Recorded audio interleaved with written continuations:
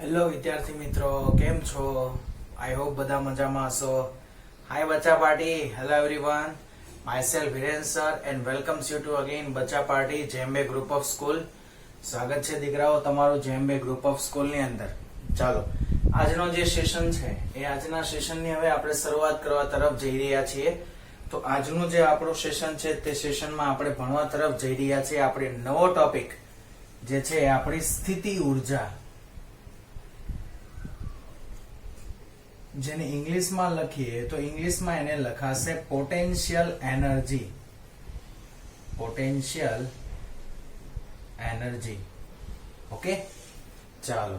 તો હવે નોર્મલી જ આપણને એક જે આ શબ્દ છે ને, શબ્દ, એ શબ્દ પરથી જ ખ્યાલ આવી જાય. જો પોટેન્શિયલ એ શબ્દ શું દર્શાવે છે તો કે ઇંગ્લિશમાં નોર્મલી આપણે જે છે જ્યારે કોઈ બે વ્યક્તિઓ વાત કરતા હોય અને એના વ્યક્તિઓ વિશેના જે સંવાદ છે, જે વાત છે તે આપણે સાંભળેલી હોય, અથવા તો તમે કોઈ મોટિવેશનલ સ્પીકરની વાત કરો છો. ચાલો, એ કોઈ મોટિવેશનલ સ્પીકર છે કે જે પોતે મોટિવેશનલ સેમિનાર અત્યારે ચલાવે છે, એનો અત્યારે કન્ટિન્યુઅસલી મોટિવેશનલ સેમિનાર ચાલે છે.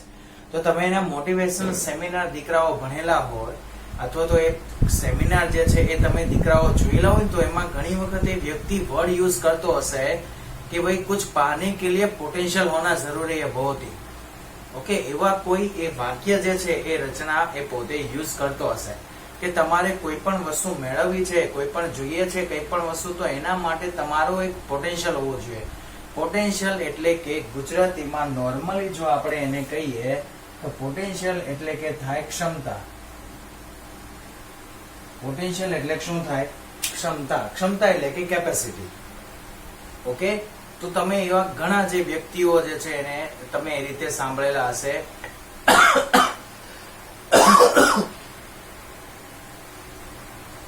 कि कुछ पाने के लिए बेटा पोटेंशियल चाहिए, अगर पोटेंशियल होगा तो ही कुछ आप लोग जो है वो पा सकते हो. ओके, તો એના જેવો જ કોઈ વર્ડ છે ક્ષમતા. પણ હવે શાની ક્ષમતા?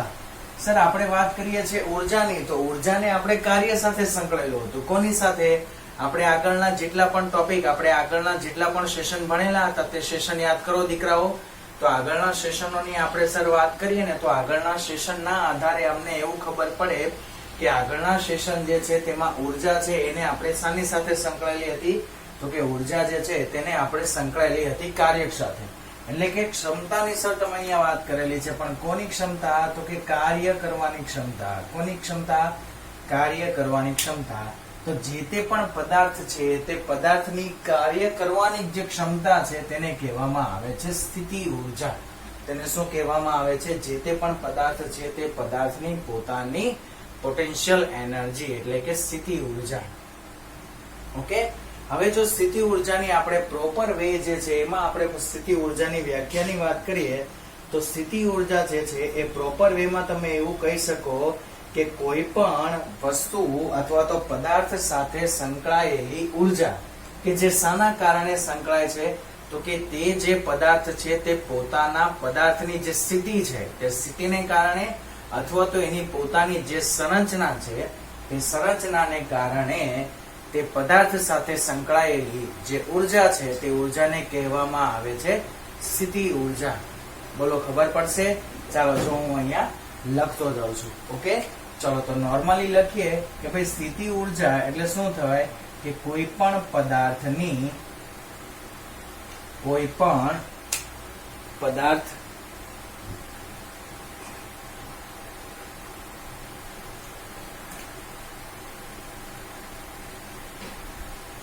કોઈ પણ પદાર્થની સ્થિતિ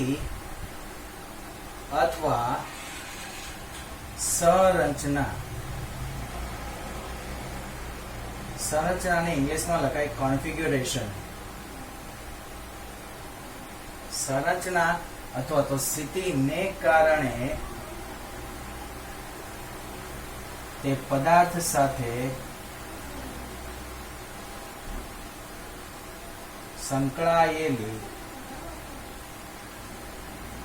ઉર્જા એટલે જે તે પદાર્થની પોતાની સ્થિતિ ઉર્જા. બોલો ખ્યાલ આવશે. સ્થિતિ ઉર્જા એની સંજ્ઞા છે યુ. સ્થિતિ ઉર્જાની સંજ્ઞા શું છે?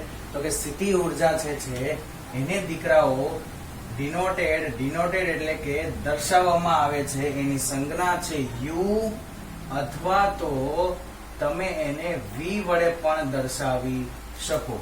ઓકે, એને યુ વડે પણ તમે દર્શાવી શકો સ્થિતિ ઉર્જાને, અને સ્થિતિ ઉર્જા જે છે એને તમે વી વડે પણ દર્શાવી શકો છો. એના બે જુદા જુદા નોટેશન છે, એટલે કે એની બે જુદી જુદી સંજ્ઞાઓ છે.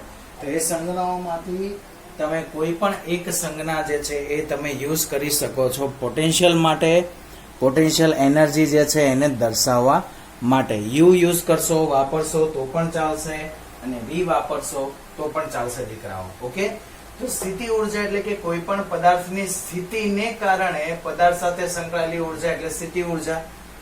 બીજું કે કોઈ પણ પદાર્થની સંરચનાને કારણે પદાર્થ સાથે સંકળાયેલી ઉર્જા એટલે કે સ્થિતિ ઉર્જા.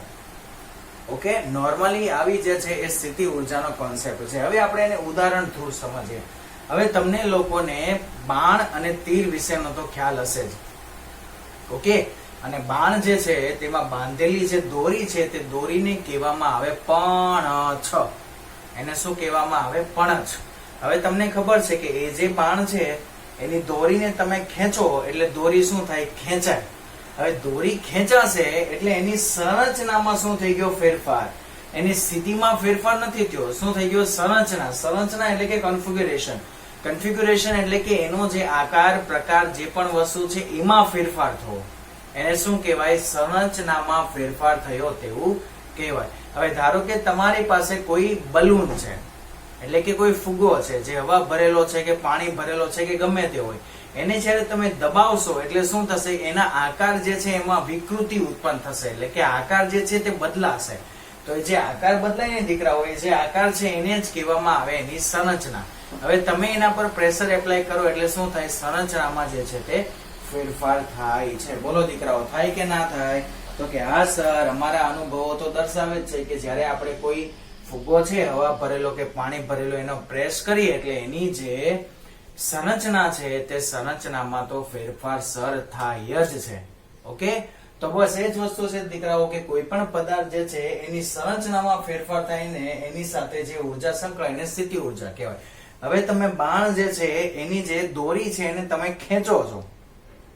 ઓકે, એટલે દોરીની જે સ્થિતિ જે છે એ પણ બદલાય છે, અથવા તો દોરીની જે સંરચના છે તે બદલાય છે, જેના કારણે દોરીમાં કઈ ઉર્જા સંકળાશે? સ્થિતિ ઉર્જા. હવે શું કરશો? જેવું તમે એ તીર જે છે અહીંયા છેડે શું પકડેલું હશે? તીર પકડેલું હશે આ રીતે. ઓકે, અહીંયા સુધી આપણે તીર લાવેલા હશું. જેવું તમે આ તીર છોડો અહીંયાથી, જેવું તીર છૂટશે એટલે શું થશે? તીર ડાયરેક્ટ જે છે ખૂબ જ વેગથી એ પોતે ગતિ કરવા માંડશે. શું કરવા માંડશે? ખૂબ જ ઝડપથી, ખૂબ જ સારા એવા વેગથી ગતિ કરશે. તો સર એ ગતિ એને મળી ક્યાંથી? તો કે એ ગતિ એને મળેલી આ જે પેલું આપણે પણછ હતી, એ પણછની જે સ્થિતિ ઉર્જા છે એ તે ઉર્જાના રૂપાંતરણને કારણે. શાના કારણે? ઉર્જાના રૂપાંતરણને કારણે. શું થઈ ગયું? તો કે પણછની પોતાની સ્થિતિ ઉર્જા જે છે એનું રૂપાંતર થઈ ગયું ગતિ ઉર્જામાં. બીજું એક ઉદાહરણ થ્રુ આપણે સમજીએ કે જે તમારું ટેક્સ્ટ બુક નું જ ઉદાહરણ છે. અને હવે તમને લોકોને ખ્યાલ આવશે કે જે શેષનાગ અંદર હોય એ શેષનાગ ફરે તો પૃથ્વી પર ધરતીકંપ ના થાય. આપણે નાના હોઈએ ને દીકરાઓ ત્યારે આપણને ઘણી વખત એવું કીધેલું હોય, અંદર બહુ મોટો શેષનાગ છે પૃથ્વીની અંદર, એ શેષનાગ પોતે ફરે, એ પડખું ફરે એટલે જે છે એ શાના કારણે? એના કારણે ભૂકંપ થાય. પણ એ વસ્તુ દીકરાઓ શક્ય નથી. ભૂકંપ શાના કારણે થાય એની વાત કરીએ. હવે જયારે પૃથ્વીનું જયારે સર્જન થયું ને દીકરાઓ, ત્યારે પૃથ્વી જે છે અમુક જગ્યાએથી ઉપસેલી હતી, અમુક જગ્યાએથી બેસેલી હતી. એ રીતની એનો જે પોપડું છે એનું બનાવટ થઈ ગયું. એટલે સૌથી ઉપરના જે પોપડું છે એની વાત કરીએ છીએ, એટલે કે ઉપરનું જે સ્તર છે એની વાત કરીએ છીએ. તો એ સ્તરમાં જયારે પૃથ્વીની સંરચના થતી હતી, એટલે કે પૃથ્વી જયારે બનતી હતી, પૃથ્વી જયારે આકાર લેતી હતી, ત્યારે એમાં બે લેયરો વચ્ચે અમુક જે જગ્યા છે તે જગ્યા પર અમુક હવા રહી ગયેલી હતી. આપણે કેમ અમુક કોઈ વસ્તુ બનાવીએ તો એ વસ્તુમાં અંદર આપણને હવા રહી ગયેલી જે છે તે જોવા મળે. ઓકે, એ હવા તમે ઘણી એવી તમારી જે ખાવાની વસ્તુઓ પણ હોય છે કે જે વસ્તુઓમાં તમને અંદર શું જોવા મળે છે? કે વસ્તુઓની અંદર તમને હવા જોવા મળે છે, એવી કોઈ કડક વસ્તુ તમે કંઈ પણ લઈ શકો ખાવાની, અને તમે ખાતા હોય તો અંદર કોઈ જગ્યા પરથી એમાંથી હવા પણ જે છે એ રિલીઝ થાય, અથવા તો હવાના પરપોટા જેવું રહી ગયું હોય તો એટલા ભાગમાં આપણને એ શું મળે, ખાલી મળે, એમાં ક્યાંય ભરેલું ના હોય, જેવું ચોકલેટમાં ને એમાં તમને ઘણી વખત જે છે એ જોવા મળતું હશે દીકરાઓ. ઓકે, ચાલો. તો શું છે કે ભાઈ પૃથ્વી જે છે એ જયારે આકાર લેતી હતી ત્યારે આ સપોઝ કે આ એક પહેલું પોપડું છે. ઓકે, અને એની નીચે ધારો કે આ એક જે છે એ બીજું સ્તર છે, અને આ બે સ્તર વચ્ચે જે છે નોર્મલી શું રહી ગયું, તો અહીંયા બે સ્તર વચ્ચે આ જે છે તે હવા રહેલી છે એવું આપણે ધારી લઈએ. અમે અડધા અડધા સ્તર દર્શાવેલા છે. ઓકે, એવું જરૂરી નથી કે અડધા સ્તર જ હોય, આખા સ્તર પણ હશે. તો અહીંયા શું રહેલી હોય, આ જે હવા છે એ રહેલી હોય છે. ઓકે, હવે એક વસ્તુ આપણને ખબર જ છે કે સર આ ઉપરનું જે સ્તર છે ને તે સ્તરનું તો વજન એટલે કે દળ એનું ખૂબ જ વધારે પડતું હશે. તો વધારે પડતું દળ હોવાના કારણે શું થાય, આ હવા ઉપર પ્રેશર જનરેટ થાય, આ હવા ઉપર શું લાગે, પ્રેશર લાગે, દબાણ લાગે, અને દબાણના કારણે આ જે હવા છે એ પોતે અહીંયા શું કરે, સ્પ્રિંગ તરીકે વર્તે. શાના તરીકે? સ્પ્રિંગ તરીકે વર્તે. અને જેવું આ હવાને ગમે ત્યાંથી ખાલી પેસેજ મળશે, એટલે કે જેવું આ હવાને નીકળવા માટેનો ગમે ત્યાંથી સપોઝ માઇનર એવો પણ રસ્તો મળશે ને, એટલે હવા ત્યાંથી સીધી શું થઈ જશે, નીકળી જશે. હવે ધારી લો કે અહીંયા કોઈ આ પોપડામાં ક્રેક પડી જાય છે આવો. ઓકે, અને અહીંયા ક્યાંય ક્રેક પડે છે, અને અહીંયાથી હવા જે છે એ શું થઈ જાય છે, અહીંયાથી હવા જે છે એ બહાર નીકળી જાય છે. તો એ હવા બહાર નીકળશે એટલે શું થશે, આ પોપડું ક્યાં બેસી જશે, નીચે બેસી જશે. તો બસ એ જે બે સ્તર છે એ બે સ્તર એકબીજાને શું કરશે, ઓવરલેપ કરશે, એટલે કે એક સ્તર જે છે એ બીજા સ્તર ઉપર બેસી જશે. અને આવું થશે, આ જે સ્તરો ફેરફાર થાય છે જેના જ કારણે દીકરાઓ ભૂકંપ થાય છે. ઓકે,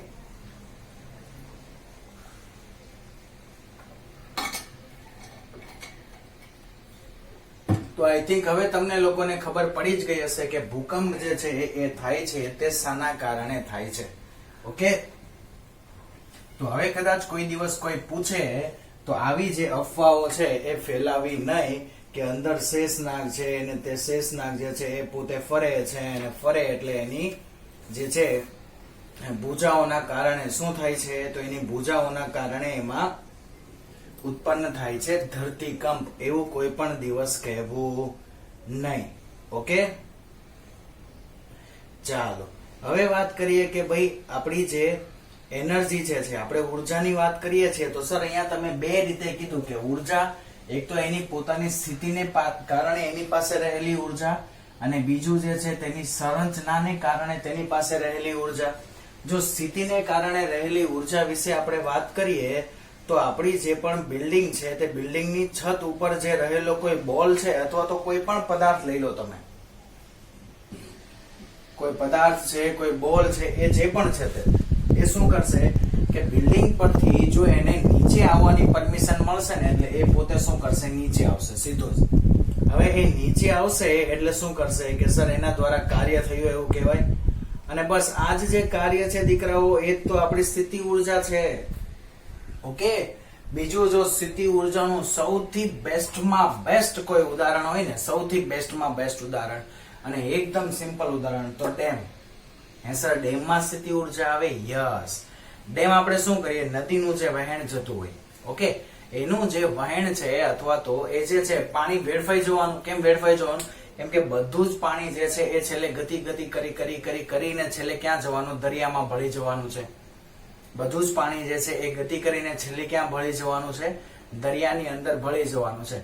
તો હવે આપણે એક કામ કરીએ કે એ જે ગતિ છે જેના કારણે જે પાણી જે છે એ બધું અંદર દરિયામાં વહી જાય છે, એને આપણે એક કામ કરીએ, એને જે છે ને આપણે સંગ્રહ કરીએ. હવે સંગ્રહ એમને એમ તો થવાનું નથી, એટલે આપણે શું બાંધવો પડે, ડેમ બાંધવો પડે. તો એક નદી આવે છે અને નદીના વહેણમાં આપણે એક ડેમ બાંધી દીધો. હવે ડેમ બાંધી દઈએ ને એટલે શું થાય કે જે રીતે તમે જેટલી ઊંચાઈનો તમે ડેમ બાંધો તેટલી ઊંચાઈ પર એ પાણી જે છે એ એકઠું થતું જાય. ઓકે, અને પાણી જે એકઠું થાય એટલે ધીમે ધીમે જે પાણી જે છે એને શું મળે, ઊંચાઈ મળે. ઓકે, પાણી એકઠું તો થાય છે પણ ધીમે ધીમે એને શું મળતી જાય છે, ઊંચાઈ મળતી જાય છે. હવે જેના કારણે પાણીમાં સ્થિતિ ઉર્જા ઉત્પન્ન થાય. પાણીમાં કઈ ઉર્જા ઉત્પન્ન થાય? સ્થિતિ ઉર્જા. હવે એ પાણીને શું કરવામાં આવે, એ પાણીને હવે ઉપરથી નીચે પડવા દેવામાં આવે. શું કરવામાં આવે, ડેમ બાંધીને એ પાણીને એને વધારે ઊંચાઈથી નીચે લાવવામાં આવે. હવે તમે એને ઉપરથી નીચે લાવો એટલે શું થાય કે સર એની પાસે અત્યારે જે સ્થિર હતું, એની જે સ્થિતિ હતી, એ સ્થિતિને કારણે તેની પાસે જે ઉર્જા હતી દીકરાઓ, તે કઈ ઉર્જા હતી, આપણી સ્થિતિ ઉર્જા હતી. હવે જેવું તે પાણી ઉપરથી નીચે તરફ વહેવા લાગે છે, ક્યાં વહે છે, જેવું તે પાણી ઉપરથી નીચે તરફ વહેવા લાગે છે, એવી જ તે પાણીની પોતાની જે સ્થિતિ ઉર્જા છે, તે સ્થિતિ ઉર્જાનું રૂપાંતર શામાં થઈ જાય છે, તો એ જે પાણી છે તે પાણીની સ્થિતિ ઉર્જાનું રૂપાંતર થઈ જાય છે ગતિ ઉર્જામાં. અને જે ગતિ ઉર્જાનો ઉપયોગ આપણે ટર્બાઇનને ફેરવવા માટે કરીએ છીએ. શાના માટે કરીએ છીએ, ટર્બાઇન જે છે તેને ફેરવવા માટે. અને ટર્બાઇન ફરશે એટલે ટર્બાઇનની સાથે આપણે કપલ્ડ કરેલું હોય જે છે તે જનરેટર. ટર્બાઇનની સાથે આપણે કપલ્ડ કરવું એટલે કે જોઈન્ટ કરવું એટલે કે કનેક્ટ કરવું. તો કનેક્ટ કરેલું હોય છે જનરેટર, અને જેના કારણે શું થશે, ટર્બાઇન ફરશે એટલે ટર્બાઇનમાં મિકેનિકલ એનર્જી ઉત્પન્ન થશે. ઓકે, એટલે યાંત્રિક ઉર્જા કહેવાય. અને જે યાંત્રિક ઉર્જાનું જનરેટર શું કરે, તો જનરેટર જે છે તે આ યાંત્રિક ઉર્જાનું રૂપાંતર કરે શામાં, યાંત્રિક ઉર્જાનું વિદ્યુત ઉર્જામાં રૂપાંતર કરે, અને એ વિદ્યુત ઉર્જા આપણા ઘર સુધી પહોંચાડવામાં આવે. બોલો, ખબર પડી હવે સ્થિતિ ઉર્જાનું એકદમ સિમ્પલમાં સિમ્પલ ઉદાહરણ. આઈ હોપ બધાને સ્થિતિ ઉર્જાનું આ સિમ્પલમાં સિમ્પલ ઉદાહરણ જે છે તેમાં ખબર પડી ચૂકેલી હશે. ઓકે, ચાલો હવે બીજી એક વાત કરીએ કે ભાઈ આ જે સ્થિતિ ઉર્જા છે, જે તે પદાર્થ છે, તે પદાર્થની જે સંરચના છે, તે સંરચનાને કારણે જે એની સાથે સંકળાયેલી ઉર્જા જે છે તે. ઓકે, ચાલો તો હવે એના માટે વાત કરીએ તો સંરચનાને કારણે સંકળાયેલી ઉર્જા, હમણાં જ મેં તમને વાત કરી પેલી પણછ અને તીર વાળી. ઓકે, એટલે કે બાણ અને તીર વાળી જે હતી તે સંરચના જ હતી. હજુ જો સંરચનાનું એક સિમ્પલ તમને ઉદાહરણ આપો, જે તમે નાના નાના હતા ને, તમે દીકરાઓ કેટલા આટલા નાના નાના નાના નાના નાના નાના હતા, તો જે દીકરાઓ જયારે તમે નાના નાના હતા ને ત્યારે તમે રમકડાથી રમેલા હશો. હા સર, રમેલા જોઈએ ને. તેમાં પણ પેલા ચાવી વાળા રમકડા આવે. બોલો, જોયા છે કે નથી જોયા? હા સર, જોયા છે મેં તે ચાવી વાળા રમકડા. હવે તે ચાવી વાળા જે દીકરાઓ રમકડા આવે ને, તેની અંદર એક કોઇલ આવે. કોઇલ મીન્સ કે અંદર જે છે ને તમને એક પતલી એવી પટ્ટી આપેલી હોય કે જે આવી ગોળ ગોળ પટ્ટી હોય. બોલો, હતી કે નહીં? અને આની સાથે જે છે એ અહીંયા છેલ્લે કનેક્ટ કરેલી હોય એક ચાવી. હવે શું કરવાનું કે જ્યારે કોઈ રમકડું જે છે એને તમારે ચલાવવું છે, અથવા તો કોઈ કાર જે છે તે કારને તમારે ચલાવવી છે, ચાવી વાળી કાર છે, તો પહેલા તમે શું કરો, આ ચાવીને ભરો. ભરો એટલે કે ચાવી જે છે એને તમે શું કરો છો, ટર્ન કરો છો, એટલે કે ફેરવો છો. ઓકે, તો ચાવીને ફેરવો એટલે શું થાય કે સર ચાવીને ફેરવીએ ને તો આ તો જે છે એ એકદમ શું થતું જાય, ભેગું થતું જાય. શું થતું જાય, ગૂંચળું જે છે એકદમ ભેગું થતું જાય. આ એ પોતાની નોર્મલ સ્થિતિ હતી. આ ગૂંચળું જે છે તે અત્યારે પોતે પોતાની સામાન્ય સ્થિતિમાં હતું. પણ જેવું તમે એ ચાવી ફેરવતા જાઓ છો એવું જ તે ગૂંચળું જે છે એ શું થતું જાય છે, ગૂંચળું જે છે એકદમ ભેગું થતું જાય છે. અને ભેગું થવાના કારણે તેની સંરચનામાં ફેરફાર થાય છે. શામાં ફેરફાર થાય છે? સંરચનામાં ફેરફાર થાય છે. અને જેવું તમે ચાવી મૂકો એટલે કાર જે છે એ શું થાય, ભાગવા માંડે. ઓકે, અથવા પેલા ચાવી વાળા જે છે એ રમકડા આવતા પેલા ડ્રમ વાળા ચાવી ભરીને મૂકી દો એટલે પેલું ટક ટક ટક ટક ટક ડ્રમ શું થાય, વગાડવા માંડે. બોલો, યાદ છે? પેલા ડ્રમ વાળા ને એવા જે રમકડાઓ આવતા દીકરાઓ, એ જ રમકડા જે છે. બોલો, તો સર આનાથી ઈઝી તો ઉદાહરણ જે છે તે અમને તો જોવા નહીં મળે. જો કે આનાથી ઈઝી કોઈ ઉદાહરણ મને નથી લાગતું કે તમને કોઈ જોવા મળે. કેમ કે આ જે વસ્તુ જે છે એ મોટા ભાગના દીકરાઓ, હું તમને મારી વાત કહું તો હું મોટા ભાગના ઉદાહરણો જે છે ને તમે રિયલ લાઈફમાં જે તમે જોયેલા ઉદાહરણો હશે ને, તે રિયલ લાઈફમાં જોયેલા ઉદાહરણો પર જ હું જે છે એ ચર્ચાઓ કરીશ. એટલે શું થાય કે રિયલ લાઈફમાં જોયેલા ઉદાહરણો પર ચર્ચા થાય તો તમને એ વસ્તુ જે છે એ સમજવામાં એકદમ ઈઝી લાગે. ઓકે, ચાલો તો આ જે વાત થઈ ગઈ તે આપણી સ્થિતિ ઉર્જા છે તેની વાત થઈ ગઈ. બોલો, ખબર પડી સ્થિતિ ઉર્જામાં? ઓકે, ચાલો હવે આગળ વાત કરીએ કે ભાઈ કેટલા કેટલા પ્રકારની જે છે તે સ્થિતિ ઉર્જાઓ આવશે આપણી પાસે. તો સ્થિતિ ઉર્જાઓ, સર શું વાત કરો છો, સ્થિતિ ઉર્જાના પણ પ્રકાર? હા દીકરાઓ, સ્થિતિ ઉર્જા જે છે એના પણ પ્રકાર આવશે. હવે પહેલી સ્થિતિ ઉર્જાની જો આપણે વાત કરીએ તો પહેલી સ્થિતિ ઉર્જા જેને આપણે કહીએ કે ગ્રેવિટેશનલ પોટેન્શિયલ એનર્જી એટલે કે ગુરુત્વીય સ્થિતિ ઉર્જા. જો હું અહીંયા લખતો જાઉં છું, સ્થિતિ ઉર્જા જે છે એના જુદા જુદા સ્વરૂપો. એમાં પહેલું સ્વરૂપ છે ગુરુત્વીય સ્થિતિ ઉર્જા.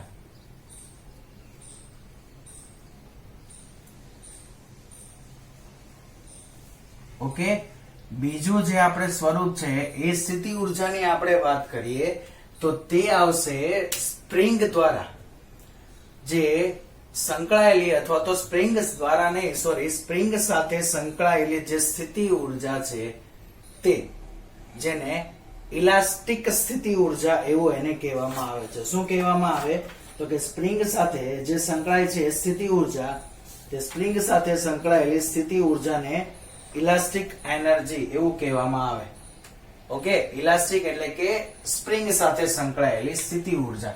ચલો તો એને હું ઇલાસ્ટિક એનર્જી એવું જ લખી દઉં છું. ચલો, ઇલાસ્ટિક એનર્જી.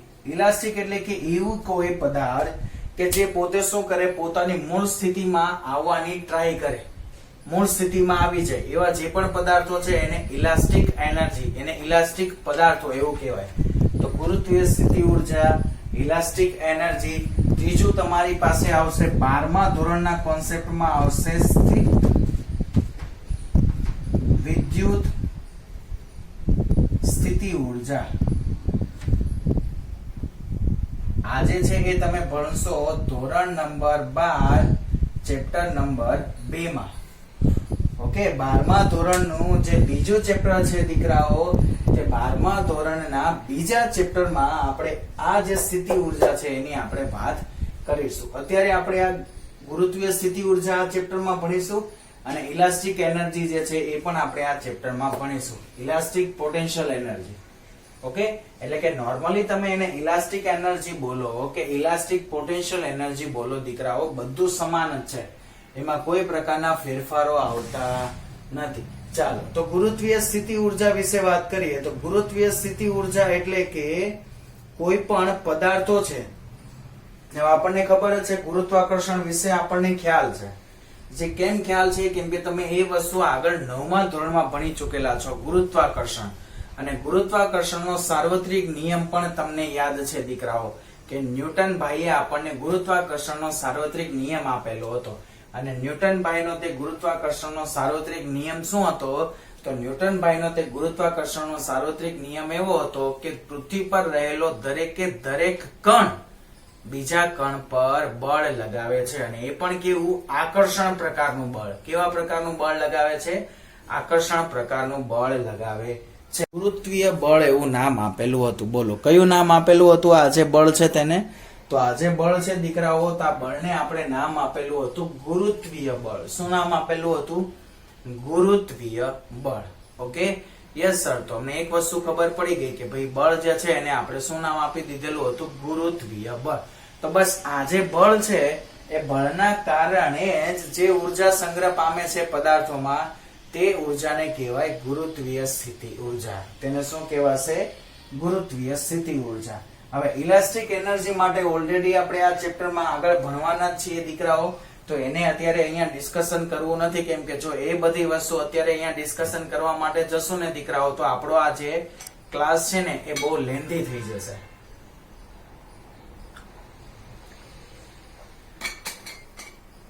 એટલે કામ કરીએ, એ વસ્તુ જે છે એને અત્યારે છોડી દઈએ, એને આપણે આગળ ભણવાના જ છીએ. એટલે આ જ ચેપ્ટરમાં આના પછીના ત્રીજા કે જે ચોથું સેશન છે દીકરાઓ, તે જ સેશનમાં હું તમને આ વસ્તુ ભણાવીશ. ઓકે, તો અત્યારે હવે વાત કરીએ જે ગુરુત્વીય સ્થિતિ ઉર્જા છે તેના માટેની.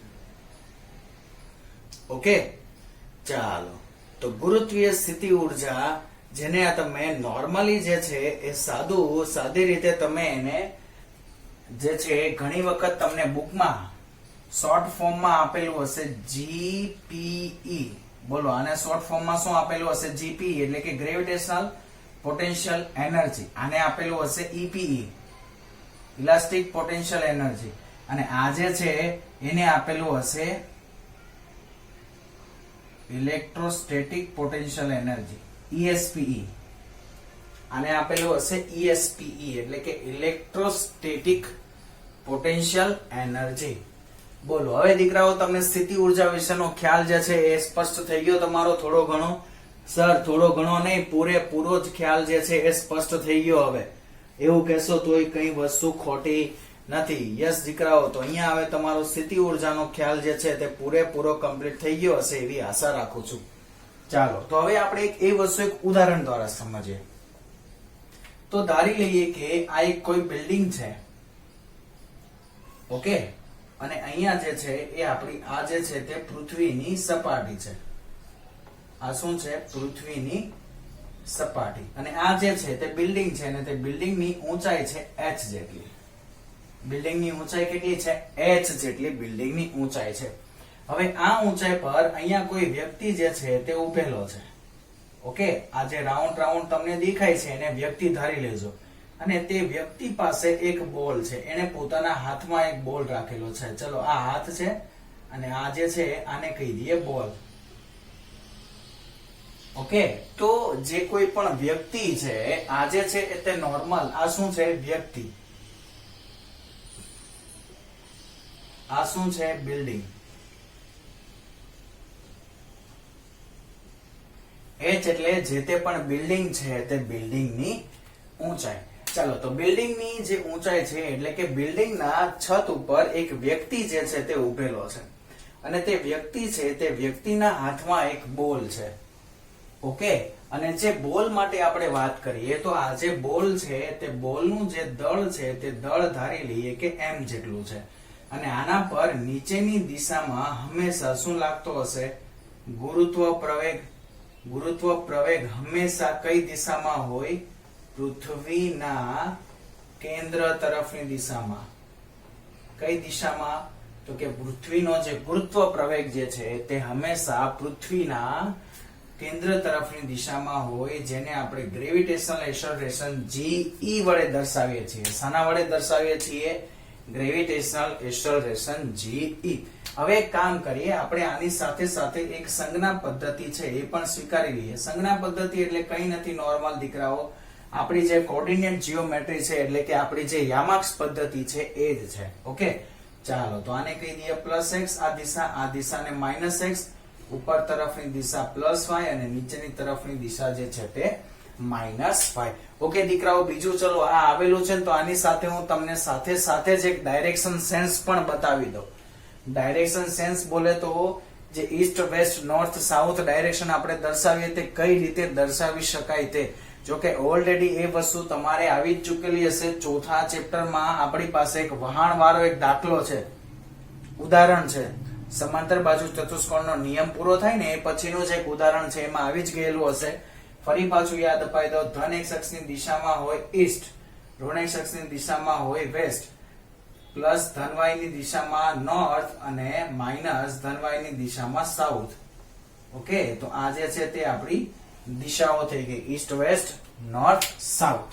ચાલો તો ઉપર તરફના અંતરો જે છે એ બધા આપણે લઈશું ધન અને નીચે તરફના જે અંતરો છે તે બધા આપણે લઈશું ઋણ. તો સર હવે આ પોતે એક બોલ છે, તે બોલનું પોતાનું કઈ દળ છે અને એના પર નીચેની દિશામાં ગુરુત્વ પ્રવેગ GE લાગે છે. તો આ જે બોલ છે તે બોલ પર કંઈક ને કંઈક નીચેની દિશામાં ગુરુત્વ બળ લાગતું હશે. શું લાગતું હશે? ગુરુત્વ બળ લાગતું હશે, Fg. હવે Fg ગુરુત્વ બળ એટલે દીકરાઓ કઈ નહીં, નોર્મલી આપણે જે સાદી રીતે આપણે વજન બળ બોલીએ છીએ તે વજન બળને જ કહેવામાં આવે છે ગુરુત્વ બળ. શું? જે આપણું વજન બળ છે દીકરાઓ તે વજન બળને જ કહેવામાં આવે છે ગુરુત્વ બળ. એટલે કે ત્યાં લાગતું જે બળ છે એ છે mge જેટલું. અથવા જો GE ના લખો દીકરાઓ, ફક્ત G લખો તો પણ ચાલશે, કેમ કે આપણી પાસે તો અહીંયા એક જ પ્રવેગ આવે છે અને એ પણ કયો પ્રવેગ આવે છે? ફક્ત ગુરુત્વ પ્રવેગ જ આવે છે, ઓકે. તો તમે GE ના લખો અને GE ની બદલે ફક્ત E લખશો તો પણ ચાલશે, સોરી G લખશો તો પણ ચાલશે. એ ગુરુત્વ પ્રવેગ જ દર્શાવે છે. તો સર નીચેની દિશામાં જે છે એના પર કેટલું બળ લાગે છે? mg જેટલું બળ લાગે છે. હવે તે કેટલી ઊંચાઈ પર છે? તો તે પોતે h જેટલી ઊંચાઈ પર છે. કેટલી ઊંચાઈ પર છે? h જેટલી ઊંચાઈ પર. તો આ ઊંચાઈ પર એની જે પોતાની સ્થિતિ છે તે સ્થિતિને કારણે એની સાથે સંકળાયેલી જે ઉર્જા છે તે ઉર્જાને આપણે શું કહીશું? ગુરુત્વીય સ્થિતિ ઉર્જા. આપણે એને કઈ ઉર્જા કહીશું? ગુરુત્વીય સ્થિતિ ઉર્જા. દર્શાવી શકો તમે એને u વડે u ઓફ h, કેમ કે h જેટલી હાઈટ પર છે, અથવા તો તમારી જો ટેક્સ્ટબુક પ્રમાણે લખીએ ને તો ટેક્સ્ટબુકમાં v ઓફ h આ રીતે આપેલું હશે. એને તમે u ઓફ h વડે પણ દર્શાવો તો પણ ચાલે, અને v ઓફ h વડે દર્શાવશો દીકરાઓ તો પણ ચાલશે. તો સ્થિતિ ઉર્જા એટલે કે શું છે કે સર હમણાં જ તો તમે વાત કરી કે કાર્ય કરવાની ક્ષમતા, એટલે કે જો આટલા બળ દ્વારા આટલી ઊંચાઈ સુધી લઈ જવા માટે જે થયેલું કાર્ય છે તે થયેલું કાર્ય જ જે છે બોલની પોતાની સ્થિતિ ઉર્જામાં રૂપાંતર થઈ છે. કે સર કાર્ય એટલે હવે તો સ્થિતિ ઉર્જા એટલે શું થઈ જાય કે સ્થિતિ ઉર્જા બરાબર, તો સર હમણાં જ આપણે વાત કરી કે કાર્ય, તો કાર્ય W બરાબર તો શું લખાય? બળ ગુણ્યા સ્થાનાંતર. તો સર અહીંયા આપણી પાસે બળ છે Fg અને સ્થાનાંતર છે ઊંચાઈ h, તો શું મળશે આપણને? mgh, જે આપણને મળશે ગુરુત્વીય સ્થિતિ ઉર્જા. આ જે બોલ છે તે બોલ માટે આપણને ગુરુત્વીય સ્થિતિ ઉર્જા કેટલી મળશે દીકરાઓ? mgh જેટલી. કેટલી મળશે? ગુરુત્વીય સ્થિતિ ઉર્જા જે છે તે આપણને મળશે દીકરાઓ, અને એ પણ ગુરુત્વીય સ્થિતિ ઉર્જા આપણને કેટલી મળશે? mgh જેટલી. હવે જો h નું મૂલ્ય અહીંયા બદલાશે. કયું મૂલ્ય બદલાશે? h નું મૂલ્ય. કેમ સર h નું મૂલ્ય? તો દળ તો અચળ જ રહેવાનું હંમેશા. ઓકે, અને સર શું ગુરુત્વ પ્રવેગ g નું મૂલ્ય પણ અચળ જ રહે? ના દીકરાઓ ના, ગુરુત્વ પ્રવેગ g નું મૂલ્ય પણ અચળ રહેશે નહીં. હા, પણ એક વસ્તુ છે કે ગુરુત્વ પ્રવેગને જો તમારે અચળ રાખવો હોય તો એના માટેની એક જે છે એ કન્ડિશન છે. ઓકે, કે ગુરુત્વ પ્રવેગ જે છે તે અચળ ક્યારે જળવાય રહે તેના માટે, તો ગુરુત્વ પ્રવેગ અચળ ત્યારે જ બને કે જ્યારે h જે છે એ very very less than re હોય. re એટલે કે પૃથ્વીની ત્રિજ્યા. re એટલે શું થશે? પૃથ્વીની ત્રિજ્યા. કેમ સર આવું? તો એનું એક રીઝન છે જે તમે 8મા ચેપ્ટરમાં ભણશો, આપણા 11મા ધોરણમાં જ. જે ગુરુત્વ પ્રવેગ વાળો આપણું ચેપ્ટર છે કે ગુરુત્વાકર્ષણ ચેપ્ટરનું નામ છે આપણું 8મું ચેપ્ટર. તે 8મા ચેપ્ટરમાં દીકરાઓ ગુરુત્વ પ્રવેગ વાળા ચેપ્ટરમાં જ તમે આ જે વસ્તુ છે તે ભણશો કે જ્યારે h જે છે એટલે કે ઊંચાઈ જે છે એ ખૂબ જ ઓછી હોય કોના સાપેક્ષમાં? પૃથ્વીની જે ત્રિજ્યા છે એની સાપેક્ષમાં, ત્યારે ગુરુત્વ પ્રવેગ જે છે એને તમે અચળ ધારી શકો છો. જો વધારે ઊંચાઈ હોય, પૃથ્વીની ત્રિજ્યા કરતા વધારે ઊંચાઈ પર જાઓ એમ ગુરુત્વ પ્રવેગ, જો પૃથ્વીની સપાટીથી ઉપર જાઓ ને દીકરાઓ એમ પણ ગુરુત્વ પ્રવેગ ઘટે, અને સપાટીથી જેટલા અંદર જાઓ એટલે કે નીચે જાઓ તેમ પણ ગુરુત્વ પ્રવેગ ઘટે. ગુરુત્વ પ્રવેગનું મહત્તમ મૂલ્ય પૃથ્વીની સપાટી ઉપર મળે અને ગુરુત્વ પ્રવેગનું ન્યૂનતમ મૂલ્ય, ન્યૂનતમ એટલે કે 0 મૂલ્ય મળે પૃથ્વીના કેન્દ્ર પર અને અનંત અંતરે. ઓકે, ક્યાં મળે? એક તો અનંત અંતરે અને બીજું પૃથ્વીના કેન્દ્ર પર તમને ગુરુત્વ પ્રવેગ g નું મૂલ્ય 0 મળે.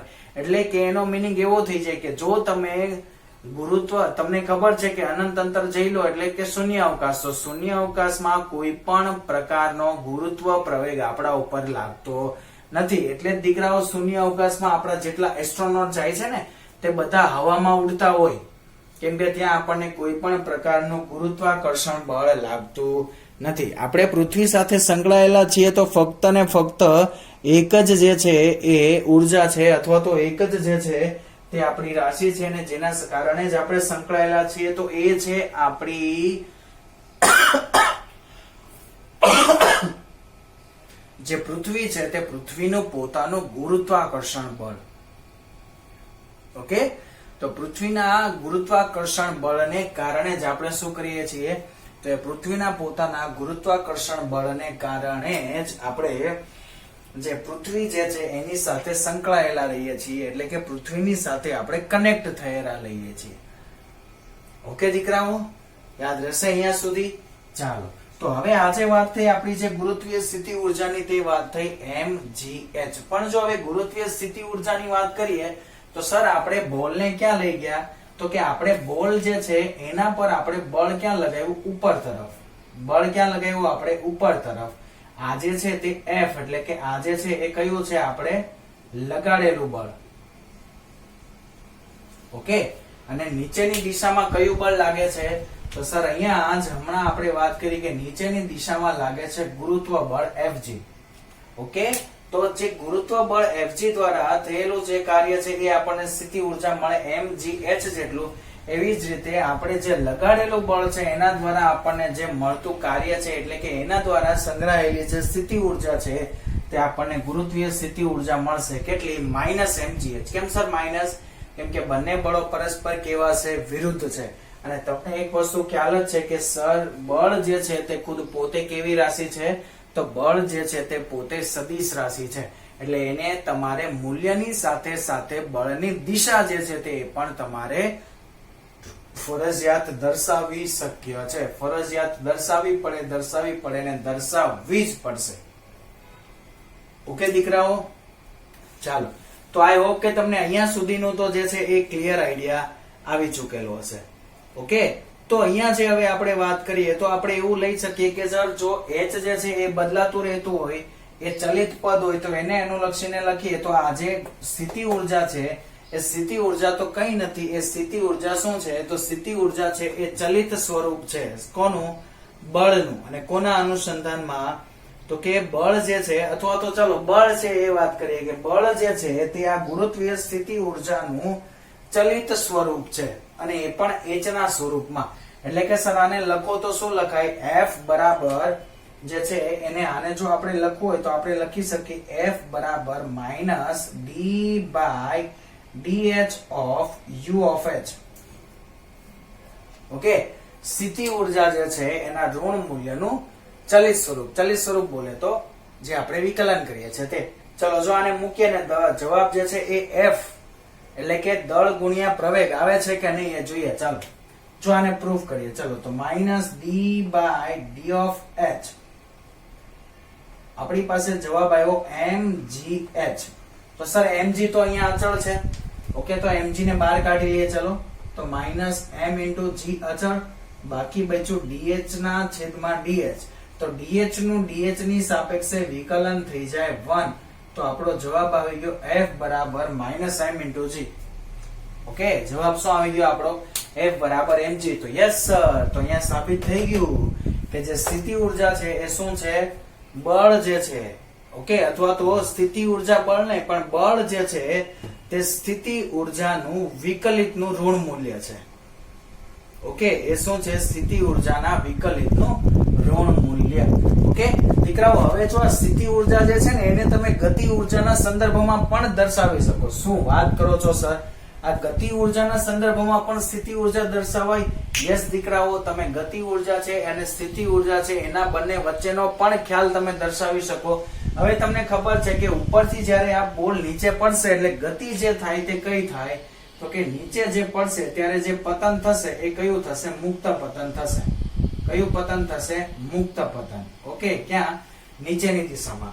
હવે મુક્ત પતન માટે વાત કરીએ તો મુક્ત પતનની થિયરીમાં એક વસ્તુ આપણને ઓલરેડી ખબર જ છે કે મુક્ત પતનમાં હંમેશા જે પ્રારંભિક વેગ u હોય તે કેટલો હોય? 0 જ હોય. મુક્ત પતનમાં હંમેશા જે પ્રારંભિક વેગ u હોય તે કેટલો હોય? 0 હોય. તો જેવો આ બોલ છે અહીંયા ઉપરથી નીચે પડશે તો એનો જે વેગ જ્યારે નીચે પડશે ત્યારે કેટલો હશે? તો કે અચળ પ્રવેગી ગતિના સમીકરણ પરથી v² બરાબર 2gd. d ની જગ્યા પર આપણે લખીએ છીએ અહીંયા ઊંચાઈ h. શું લખાશે? 2gd. અથવા તો એની જગ્યા પર આપણે ઊંચાઈ અહીંયા લખેલી છે. શું લખેલી છે દીકરાઓ? h. ખબર પડશે? d એટલે અંતર, એની જગ્યા પર મેં અહીંયા અંતરની જગ્યા પર લખી દીધેલું છે ફક્ત ઊંચાઈ. આ અચળ પ્રવેગી ગતિનું સમીકરણ છે. કેમ સર અચળ પ્રવેગી ગતિ? કેમ કે દીકરાઓ મેં હજુ તમને હમણાં જ અહીંયા સમજાવ્યું કે ગુરુત્વ પ્રવેગ કેવો છે? અચળ છે. કેમ? કેમ કે આપણી જે બોલની ઊંચાઈની વાત કરીએ તે પૃથ્વીની ત્રિજ્યા કરતા તો વધારે નથી. પૃથ્વીની ત્રિજ્યા કેટલી છે ખબર છે તમને? નોર્મલી જે છે એ પૃથ્વીની ત્રિજ્યા આપણે 6400 કિલોમીટર લઈએ છીએ. 6400 કિલોમીટર. વિચાર કરો દીકરાઓ, 6400 કિલોમીટર. તો એટલા બધા તો ઉપર આપણે જઈ શકવાના જ નથી. ઓકે, તો 6400 કિલોમીટર કરતા ઉપર ઊંચાઈએ તમે જાઓ દીકરાઓ ત્યારે જે છે ત્યારે h અને r પહેલા તો બરાબર થઈ જાય. અને એનાથી ઉપરની ઊંચાઈએ જાવ ને ત્યારે તમારું ગુરુત્વ પ્રવેગનું મૂલ્ય જે છે એ આપણને શૂન્ય મળે. પણ આપણે એટલી બધી ઊંચાઈ પર જતા નથી, કેમ કે આપણી બિલ્ડિંગ જે છે એટલી બધી ઊંચી હોય 6400 કિલોમીટર જેટલી ના સર ના, હવે 1 કિલોમીટર જેટલી પણ ઊંચી ના હોય. ઓકે, બિલ્ડિંગો જે છે તે 1 કિલોમીટર જેટલી પણ ઊંચી ના હોય. ઓકે, હા હોય, અમુક જે બિલ્ડિંગો છે તે હોય, જે વેરી હેવી, જે મોટી મોટી બિલ્ડિંગો બનાવેલી છે તે બિલ્ડિંગો હોય. અગર બુર્જ ખલીફાની વાત કરીએ આપણે, તો દુનિયાની સૌથી ઊંચામાં ઊંચી બિલ્ડિંગ છે બુર્જ ખલીફા, જે 182 મીટરની છે. ફક્ત કેટલી છે?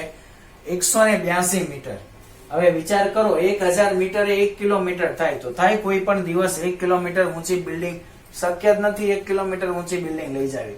તો બોલને તમે એટલો બધો ઉપર લઈ જઈ શકવાના જ નથી. ઓકે, તો ચલો આપણને આ એક ફાઇનલ સૂત્ર મળ્યું, જે મળ્યું આપણને v² બરાબર 2gh. હવે જો આને બંને બાજુ 1/2 m વડે ગુણી દઉં, આને શું કરીએ તો કે આ જે છે ને તેને બંને બાજુ 1/2 m વડે ગુણતા, અને શું કરી દઈએ, બંને બાજુ 1/2 m વડે ગુણી દઈએ.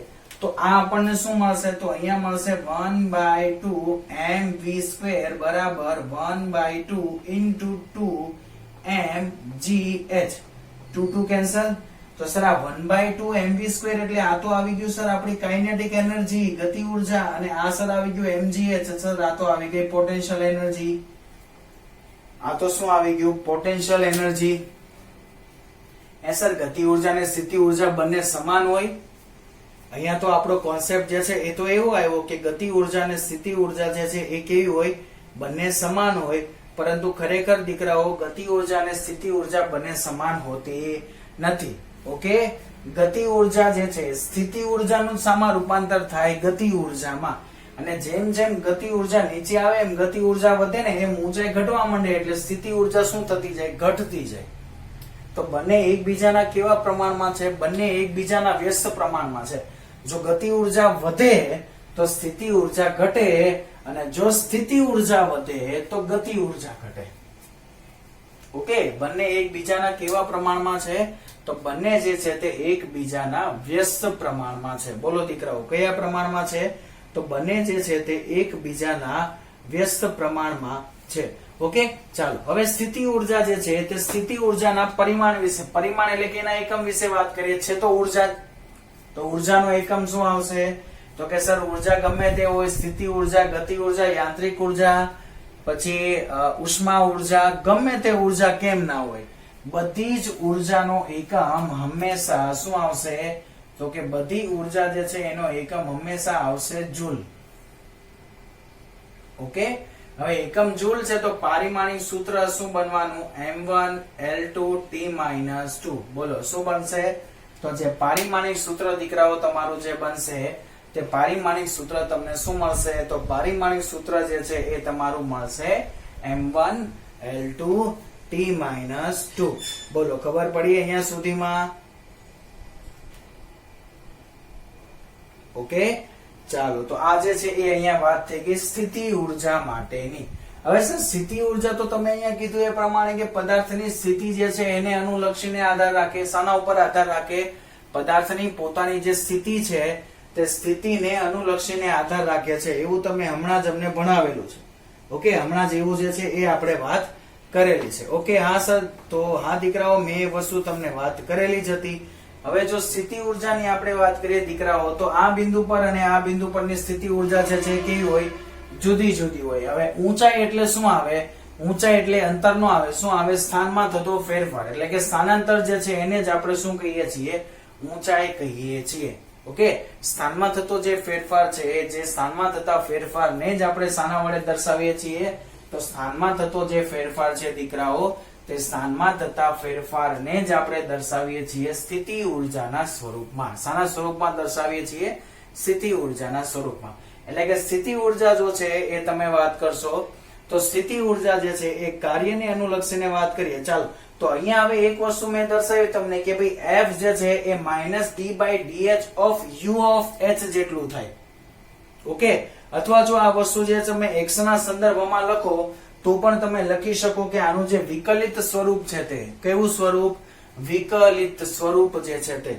ઓકે, તો વિકલિત સ્વરૂપની હવે જો આપણે વાત કરીએ તો આ જે છે એને હું થોડું હજુ આગળ લઈ જાઉં અને વ્યવસ્થિત આપણે બીજી રીતમાં આને જે છે એ લઈ જઈએ તો તમે જે સ્થિતિ ઉર્જા છે એને બીજું આ રીતે પણ લખી શકો. ચાલો જો હું તમને અહીંયા કહું છું કઈ રીતે લખાય છે.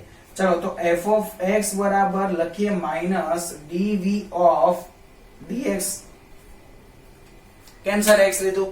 કેમ કે બળ x નું વિધેય છે. આને શું વાંચાય કે બળ જે છે તે x નું વિધેય છે, એટલે કે x ના અનુસંધાનમાં બળ બદલાય છે. જો x ના મૂલ્યમાં ફેરફાર થાય તો બળનું મૂલ્ય બદલાય, અને જો બળનું મૂલ્ય બદલાશે તો એની સ્થિતિ ઉર્જા છે એમાં પણ ફેરફાર થશે. હમણાં જ આપણે આગળ જે છે એ શીખી ચૂકેલા હતા. તો dx જે છે એને તમે હવે અહીંયા લઈ આવો તો આ શું થઈ જાય? f of x into dx બરાબર માઇનસ dv. તો હવે શું કરીએ સર? આ તો એક તો સૂક્ષ્મ ફેરફાર આવ્યો આપણી પાસે.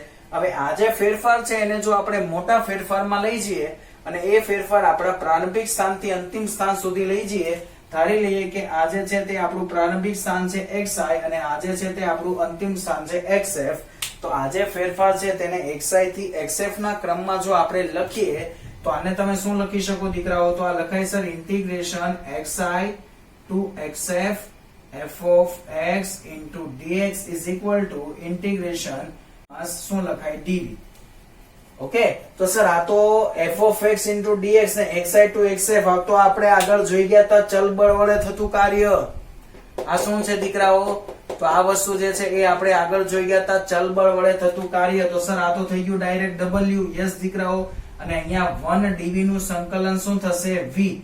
અને આપણી પાસે લિમિટ છે vf અને vi. જો આ બે વસ્તુ તમે અહીંયા મૂકશો તો અહીંયા શું મળશે? આ કાર્ય અહીંયા મળ્યું માઇનસ vf માઇનસ vi, એટલે કે અંતિમ સ્થિતિ ઉર્જા માઇનસ પ્રારંભિક સ્થિતિ ઉર્જા. તો એ તો સર થઈ ગયો સ્થિતિ ઉર્જાનો તફાવત. તો w બરાબર માઇનસ ડેલ્ટા v મળશે. શું મળશે? w બરાબર માઇનસ ડેલ્ટા v, અથવા તમે ડેલ્ટા u લખો તો પણ સાચું જ છે દીકરાઓ, કેમ કે પોટેન્શિયલ એનર્જી જે છે એની સંજ્ઞા u અથવા તો v બેમાંથી કોઈ પણ સંજ્ઞા જે છે તમે દર્શાવી શકો છો. ઓકે, બોલો. ચાલો, ખબર પડી? તો સર હવે એક વસ્તુ અમને અહીંયા ખબર પડી. આ જે થિયરી તમે દર્શાવી ને એના આધારે એક વસ્તુ ખબર પડી કે જવાબમાં ખાલી અંતિમ અને પ્રારંભિક સ્થાન જ જે છે એ આવે છે. શું આવે છે? અંતિમ સ્થાન અને પ્રારંભિક સ્થાન. વચ્ચેનું કોઈ સ્થાન આવતું નથી. વચ્ચેનું કોઈ સ્થાન આવતું નથી. આવે છે દીકરાઓ? નહીં. તો સ્થિતિ ઉર્જા જે છે તે ફક્ત શાના ઉપર આધાર રાખે છે? તે ફક્ત આધાર રાખશે સ્થાનમાં થતો જે ફેરફાર છે તેના ઉપર. શાના ઉપર આધાર રાખશે? સ્થાનમાં, નહીં કે માર્ગ પર. તમે જો હવે એનો માર્ગ પર કે સ્થાન પર કઈ રીતે આધાર રાખશે એને રિલેટેડ હવે જો વાત કરીએ તો હું એમ કહું કે કોઈ એક વ્યક્તિ જે છે તે કોઈ એક વ્યક્તિ આપ જે બોલ છે તે બોલને અહીંયા નીચેથી ઉપર જે છે એ સીધો જ આમને આમ લઈ જાય છે. ઓકે, અને બીજો જે વ્યક્તિ છે તે બોલને આ બિલ્ડિંગના દાદર ચડીને લઈ જાય છે. ઓકે, હવે છે તો બંને એક જ હાઈટ પર. ઓકે, પહોંચવાના તો બંને એક જ હાઈટ ઉપર છે. તો સર બંને એક જ હાઈટ ઉપર હોય તો આપણું સૂત્ર તો mgh જ છે. તો દળ તો અચળ જ રહેવાનું બોલનું. જી, ગુરુત્વ પ્રવેગ પણ બોલનો કેવો રહેવાનો? અચળ જ રહેવાનો. સર h તો ઊંચાઈ બેયની સમાન થઈ ગઈ. હવે તમે આવા કોઈ માર્ગે જે છે એ દાદર ફરીને ચડીને ઉપર લઈ જાવ છો કે એને સીધે નીચેથી ઉપર લઈ જાવ છો દીકરાઓ? એને સીધે નીચેથી ઉપર લઈ જાઓ, અથવા તો એને જો દાદર જે છે એ રીતે ચડીને તમે એને નીચેથી ઉપર લઈ જાવ તો એની ઊંચાઈ તો ઇક્વલ જ રહે છે. તેની ઊંચાઈમાં કોઈ ફેરફાર થતો નથી. એટલે કે સર સ્થિતિ ઉર્જા જે છે તે માર્ગ ઉપર આધાર રાખતી નથી. માર્ગ ચાહે કોઈ પણ હોય, આપણો જે જવાબ છે તે હંમેશા શાના સ્વરૂપમાં આવશે? બે સ્થાનમાં થતા ફેરફારના સ્વરૂપમાં જ આવશે. ઊંચાઈ એટલે કે સ્થાનમાં થતો ફેરફાર. એટલે કે જે સ્થિતિ ઉર્જા છે તે સ્થિતિ ઉર્જા માર્ગ ઉપર આધારિત નથી. તે ફક્ત બે સ્થાનના ફેરફાર પર આધારિત છે. શાના ઉપર આધારિત છે? સ્થાનમાં થતો જે ફેરફાર છે તે સ્થાનમાં થતા ફેરફાર પર જ આધારિત છે. દીકરાઓ આ વસ્તુ યાદ રાખજો. ઓકે, ચાલો. તો અહીંયા જે છે તમારો દીકરાઓ આખો કોન્સેપ્ટ સ્થિતિ ઉર્જાનો જે છે એ થાય છે કમ્પ્લીટ. ઓકે દીકરાઓ, આઈ થિંક તમને લોકોને વ્યવસ્થિત અને સારી રીતે સમજાઈ ગયું હશે એવી આશા રાખું છું. જો ના સમજાય તો વિડીયો જે છે એને બીજી વાર જોજો. ઓકે, ચાલો. સો બાય બાય દીકરાઓ, ટેક કેર, કાળજી રાખજો, stay healthy and stay happy બચ્ચા party. Bye bye, thank you. મળીએ આપણો જે નેક્સ્ટ સેશન છે તેમાં.